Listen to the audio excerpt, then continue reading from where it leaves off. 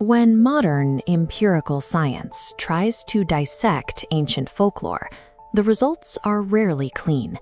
Instead of finding rational answers, researchers often find themselves staring into a void that logic simply cannot explain. That exact friction is playing out right now in a sleek, brightly lit lab in Delhi. Two scientists, Meghna and Ishita, are under massive pressure to synthesize a crucial antidote. They are behind schedule, their professor is losing patience, and standard chemistry is failing them entirely. Out of sheer desperation, they turn away from their modern textbooks and open a centuries-old manuscript of folklore. Inside, they find a reference to the Mritunjay Amrit, an elixir of immortality. The text claims this liquid drips from a specific mythical tree during the full moon. But here is where the science experiment shatters completely. As Meghna looks at the illustration of that dripping tree, she freezes. She knows this tree. She has been seeing the exact same twisted branches and strange green sap in her own recurring, terrifying nightmares. Meghna is a modern scientist following the call of a 400-year-old psychic beacon. She is heading to Berampur to confront the source of her nightmares, unaware that the village has been waiting for her return. To understand what is hunting Meghna, we must rewind 4 centuries to the village's darkest origins. Berampur is guarded by a spectral security system known as the Nishir Molo. These are 4 phantom men who endlessly patrol the village limits deep in the night, their purpose bearing the weight of a massive coffin, while they chant a hypnotic, rhythmic warning. This diagram explains the binary rules of survival. Option A, you hide completely out of sight and listen to them pass. Option B, you look at them. This triggers an absolute penalty. Making eye contact ensures no escape, resulting in instant, horrific death. 400 years ago, Modin ignored his father's explicit warnings and ventured into the night fog. When the heavy footsteps approached, he panicked, failed to stay hidden, and made eye contact.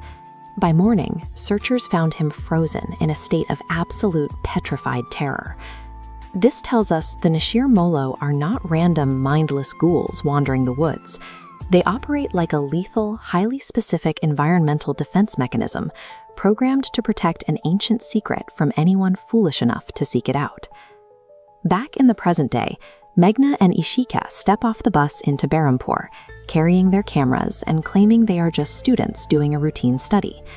But the exact moment their feet hit the dirt on the village side of the gates, the environment snaps. A warm, sunny afternoon instantly turns pitch black as a violent dust storm rips through the streets, shocking the locals. This sudden weather event behaves like an antibody reacting to an infection.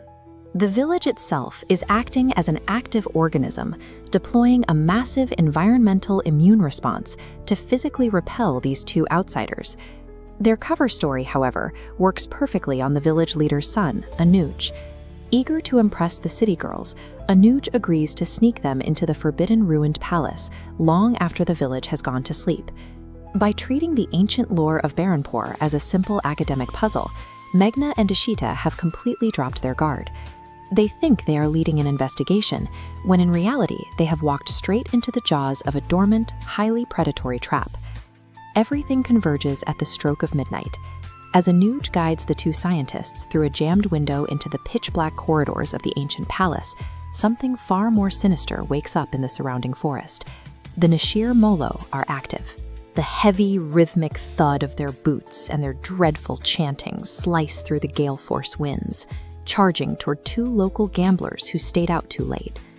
The phantom bearers stop dead in their tracks, and for the first time, the massive wooden coffin they carry slowly creaks open. The instant that wooden lid lifts in the forest, a deafening mechanical crash echoes through the callus.